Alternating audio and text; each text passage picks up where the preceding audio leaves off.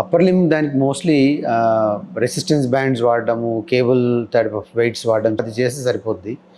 ఎక్సెసివ్గా దీన్ని ఎక్కువ రొటేషన్లో పెట్టి మనం ఎక్సర్సైజ్ చేయడం అనేది అవాయిడ్ చేయాలి. మసిల్ స్ట్రెంథనింగ్ ఒకటే కాకుండా స్ట్రెచ్చింగ్ అనేది చాలా ముఖ్యం.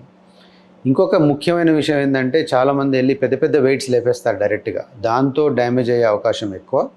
సో స్మాల్ వెయిట్స్ అంటే చిన్న వెయిట్స్ వాడి ఎక్కువ రెపిటేషన్స్ చేస్తే మంచిది, సేఫర్ అది.